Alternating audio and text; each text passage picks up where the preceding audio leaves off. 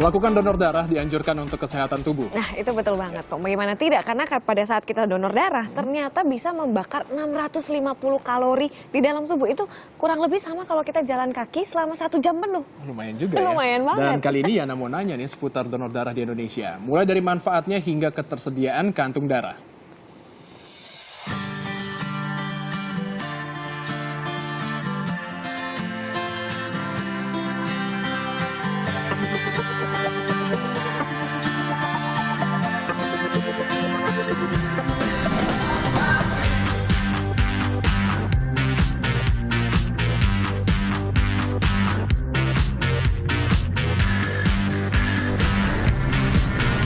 Untuk mendapatkan tubuh yang sehat dan kuat, olahraga jelas jadi salah satu faktor pendukung kesehatan seseorang. Tapi ada juga nih salah satu hal yang konon katanya bisa bikin sehat juga dan mencegah berbagai penyakit tapi jarang dilakukan oleh orang banyak, yaitu donor darah.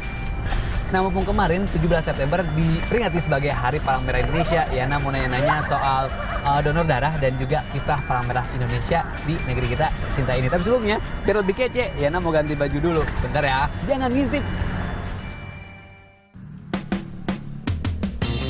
Darah muda, darah yang berapi-api. Eits, bukan darah muda. Hehe. Tapi Yana mau nanya tentang donor darah. Kalau ngomongin darah nih, ada seabrak fungsi. Di antaranya, mengangkut zat-zat penting dalam tubuh manusia. Itu sebabnya ada yang namanya bank darah. Jadi, kalau ada yang kekurangan darah atau butuh tambahan darah dalam tindakan medis, bisa didonorkan. Karena kebutuhan itu penting dan wajib dikelola, tanggal 17 September 69 tahun yang lalu, Palang Merah Indonesia terbentuk di negeri ini. Dan salah satu tugasnya mengelola ketersediaan darah. Ngomong-ngomong soal donor darah sama PMI, Yana mau nanya dulu nih sama warga. Udah pernah donor darah belum sih? Donor darah? Belum pernah sih. Pernah sekali. Sampai sekarang belum pernah. Donor darah udah pernah. Kayaknya nggak pernah deh. Enggak. Emang nggak ada waktu aja. Sebenarnya takut sama jarum suntik, terus kayak takut-takut gitu karena belum pernah nyoba gitu soalnya. Atau belum niat aja. Hihi, ada yang takut, ada yang juga yang belum pernah. Padahal kalau donor darah kita mah nggak akan habis.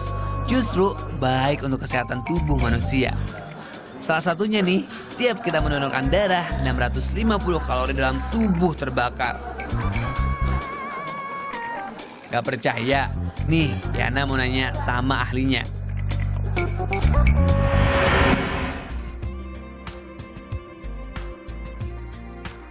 Oke Bu, jadi yang harus masyarakat tahu soal manfaat dari donor darah itu apa aja sih Bu sebenarnya?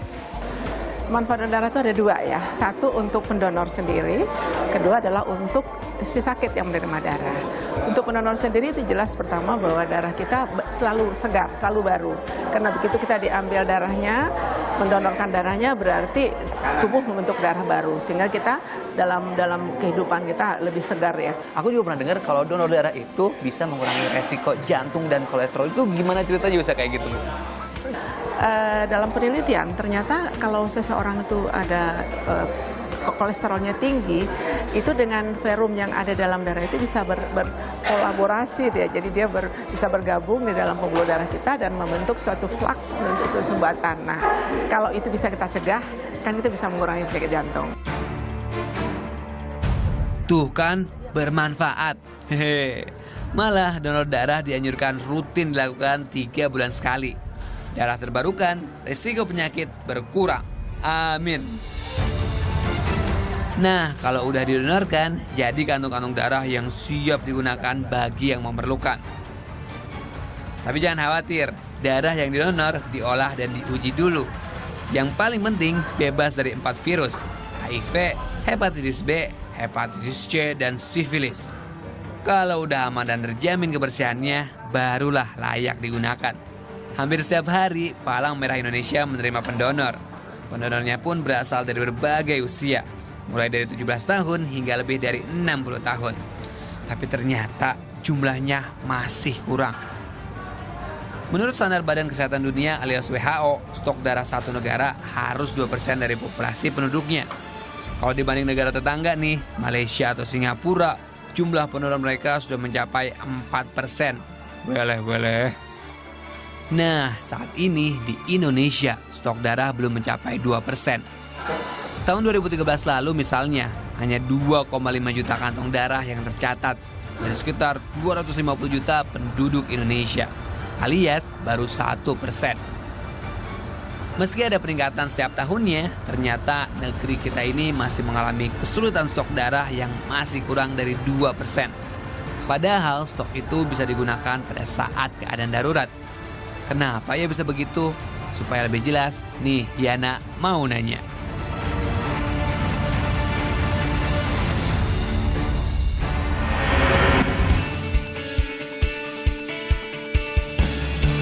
Kalau kesulitannya dan kendala untuk membuat orang mendonor darah itu sebenarnya apa aja sih, Dok? Satu, kurangnya keikhlasan hati untuk mendonorkan darah, terutama dari anak muda ya. Kedua, harus ada iming-iming dari sponsorship untuk mendonorkan darahnya.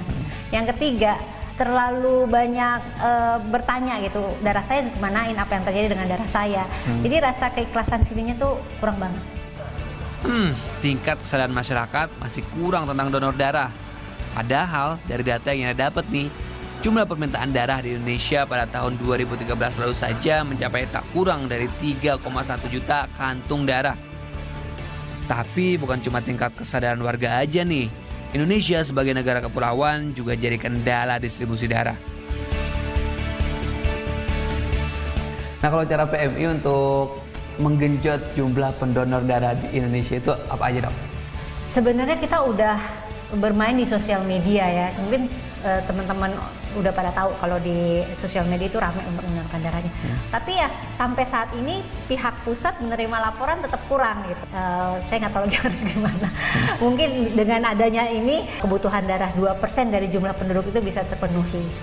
Ya misalnya kerjasama dengan beberapa sponsorship seperti yang dilakukan di Gorontalo, setiap orang yang mau menikah harus mendonorkan darahnya. Itu saya pikir suatu terobosan yang bagus untuk meningkatkan kesadaran masyarakat untuk mendonorkan darahnya. Mungkin di Indonesia harus dipaksa seperti itu. Jadi nggak hanya meningkatkan kualitas kesehatan sendiri. Lewat donor darah, paling nggak kita juga memberikan kontribusi untuk kesehatan orang lain. Cukup luangin waktu 10 menit, kita udah berpartisipasi untuk meningkatkan kualitas kesehatan berskala nasional. Asik.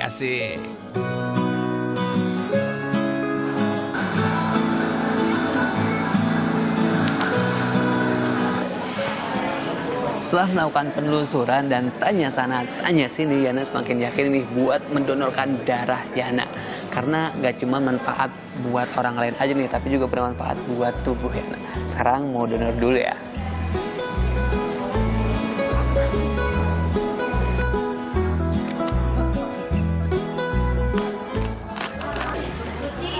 Nah, sekarang kalau masih ada yang mau nanya tapi nggak tahu gimana nanyanya, tenang aja, dari nanya ke Yana dengan cara mention kayak Yana mau nanya.